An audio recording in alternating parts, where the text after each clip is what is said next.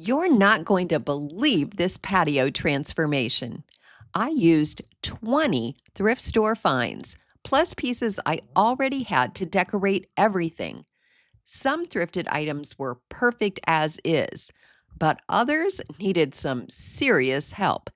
It's amazing how a few budget friendly changes can make such a difference. I can't wait for you to see the final reveal. But before we get to the patio, let's add some decor to my side yard. I am so excited to have thrifted this baby buggy. I was actually on the phone talking to my daughter-in-law about being at Goodwill and looking for things to upcycle. And one of the Goodwill employees overheard me and said, "Would you like to upcycle an old baby buggy?" And I said, "Yes." And he said, "Well, we just got one in the back. I'll go get it." $5.99. Amazing. I think I'm going to put it here because it hides these pipes and whatever that little thing is down there, that little window. I just need to decide which direction I want it to go. I don't know what those pipes are either because that's not my dryer vent. It does have a plywood bottom, but I want to make sure that my plant pot doesn't leak and warp that wood. This fern is so root bound, I'm going to have to cut the plastic pot off. There we go. This fern is so big you can barely see the buggy, so I may have to get something a little smaller.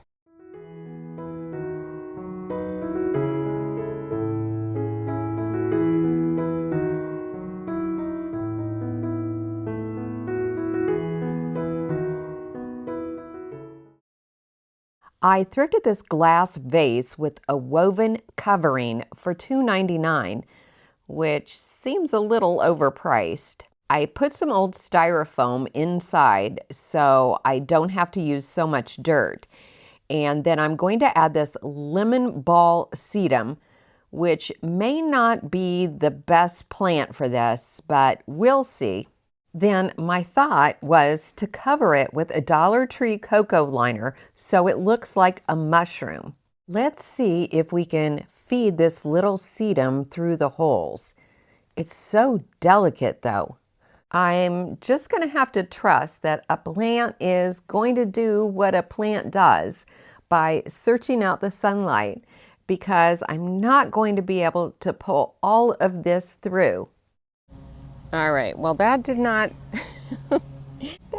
do as good as I was hoping. But like I said before, I think it will eventually look better once the sedum finds its way to grow through the holes.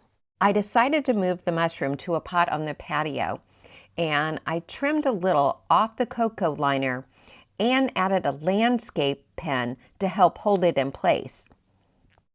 I thrifted this resin snail for $2.99, and we'll just put him here next to the mushroom. So I got these stones off Facebook Marketplace for $2 a piece. They had some bigger ones, but unfortunately I went by myself and I couldn't carry the bigger ones, and there was no one there to help me. So I'm going to try to use these stones to make the downspout look more attractive. This was one of the bigger ones that I could just barely lift. I had this idea of creating this kind of waterfall effect, but I think I need to buy some more pea gravel and river rocks. I thrifted this 2 years ago and I have never done anything with it. I think I was attracted to the chippy green paint, but I feel like parts of it are missing. I'm not really sure what it was. But then I got the idea that I could put solar lights in here. So these are just solar lights either from Dollar Tree or Walmart, and I just popped the bottom part off and they fit perfectly in there. To hang it, I just attached a hanging basket chain from Dollar Tree. Then to dress it up, I popped the butterfly off of a Dollar Tree S hook just by bending it back and forth. I don't care for the bright colors on the Dollar Tree butterflies, so I gave mine a coat of spray paint. Then I just used the metal flap on the back of the butterfly to clip it onto the chandelier. I was so happy to find this nice copper-looking bird feeder at Goodwill for just $3.99, but I wanted to dress it up a little bit too. First, I spray painted a piece that I had previously taken off of a lamp. Then I spray painted the lid to the bird feeder. To put the parts together, I just screwed the lid back on the bird feeder, then slid the lamp part onto the hanging wire and clamped the metal butterfly to the wire just above the lamp piece. And I used the S-hook that came with the butterfly to hang it from a tree branch. I thrifted this concrete rabbit a couple years ago, and one of the ears was broke off. Yeah, I think it was this one. And I don't know, somehow I just molded him a new one with some concrete mix. This pot used to have a pedestal. It was really pretty. I had the dog bowl sitting in it last year, but as you can see, the bottom broke off. So I thought it would be fun to put it here next to this rabbit. This is myrtle. It's a ground cover. I wanted it to look like the myrtle was growing in the pot, but actually be in the ground. What do you think? I think it's kind of cute. Hopefully I can just water it like this. As you can tell, that is not a concrete bird bath. I want to add a little more weight to it and just make it a little more decorative. So I bought some decorative stones at Dollar Tree. I don't know if I want to use this bird or a smaller one because he is pretty big. I feel like I kind of need to weigh him down with some rocks.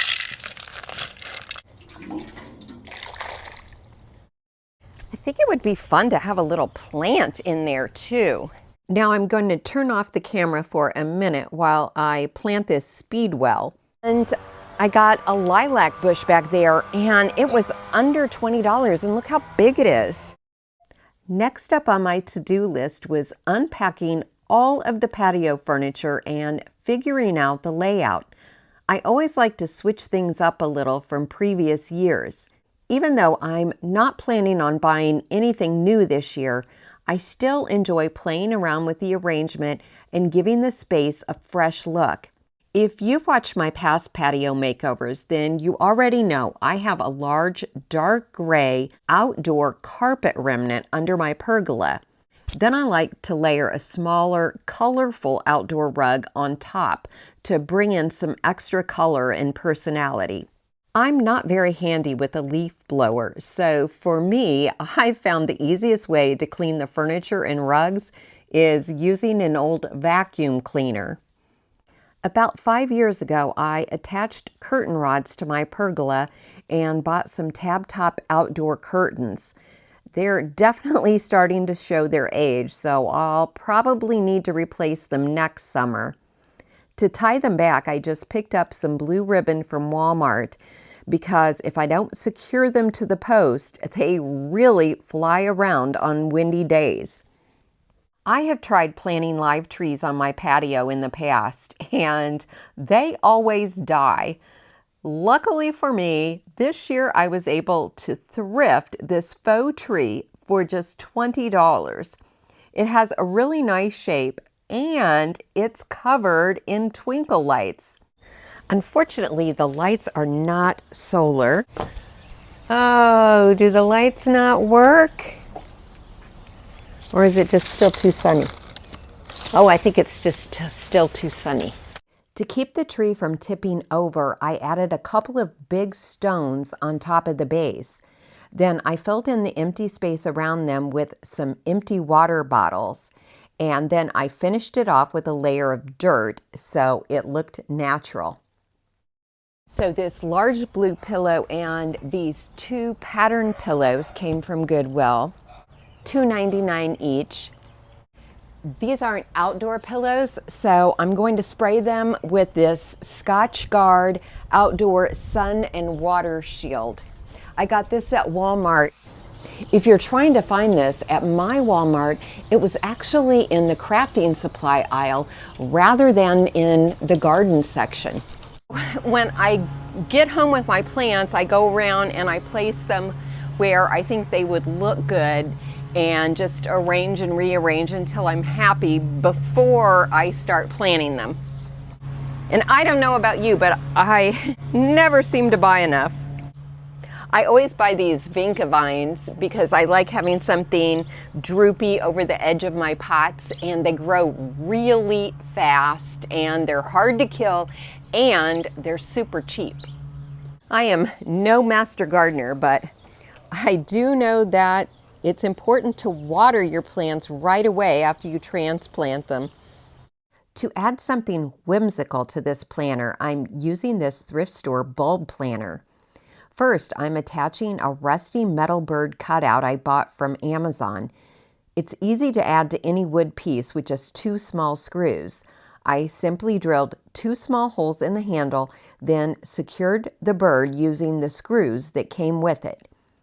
I bought this concrete planter off Facebook Marketplace for just $10. As you can see, there is some concrete missing, and it looks like somebody tried to patch it and didn't do a very aesthetic job. But for $10, I think it'll make a great little planter, and I can just turn the ugly part to the back.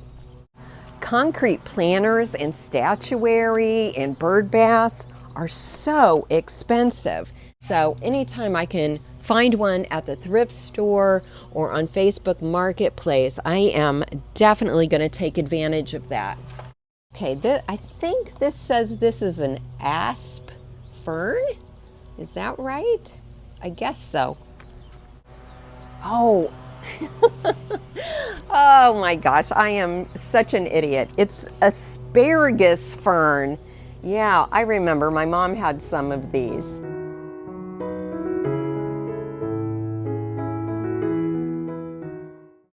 One day I'd like to have one of those fancy concrete wall fountains on this brick wall.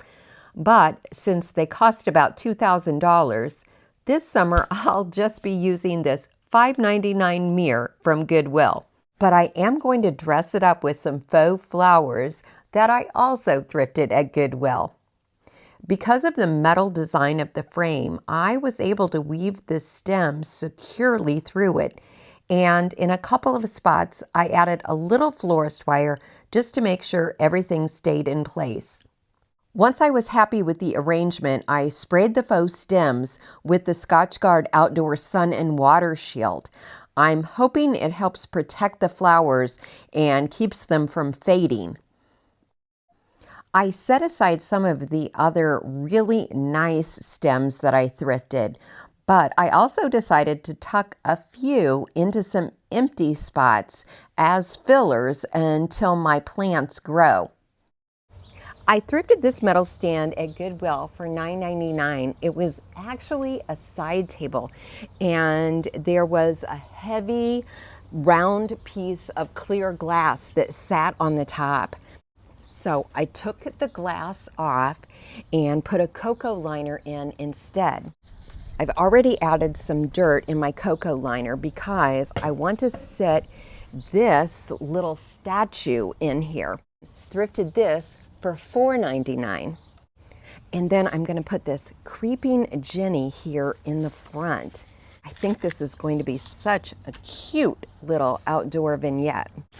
The dirt that I put at the bottom of the cocoa liner was dirt that I had shoveled up when I was planting the lilac bush.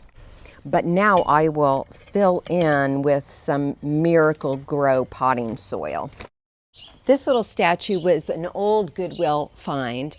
Whatever was in her hand was broken off, so I just used some kind of adhesive and glued that little bird on there. I just love how that looks. This is a pincushion plant, and this is just some inexpensive vinca because I love having plants that grow over the edge of the pot. Do you hear that bird chirping at me in the background? It's because a little songbird built her nest in my patio chandelier, and she doesn't want me to disturb her eggs.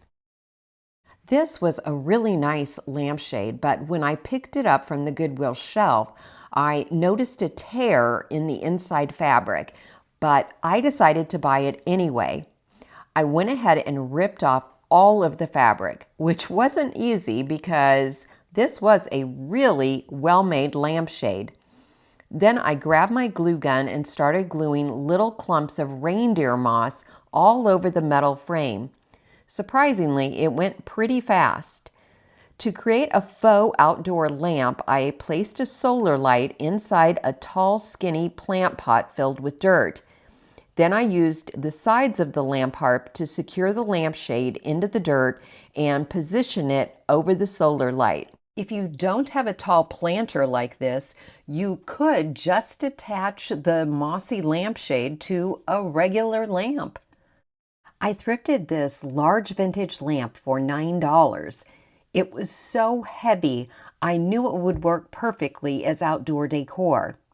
First, I loosened the screws on the socket, disconnected the wires, and pulled the cord out through the bottom of the lamp. Then I started removing the rest of the lamp hardware. Usually, the threaded pipe inside comes loose pretty easily, but this one had actually been glued in place. So I had to grab my angle grinder and cut it off. Eventually, I may add a wood round or some other type of tabletop to turn it into a small table. But for now, I simply covered the hole in the center with a leaf design candlestick that I thrifted last year and added a solar light on top in place of a candle. This little snail solar light is from Amazon, and I just thought it was so stinking cute. I thrifted this heavy metal hanging basket for $4.99, and then I bought a cocoa liner and a drip tray.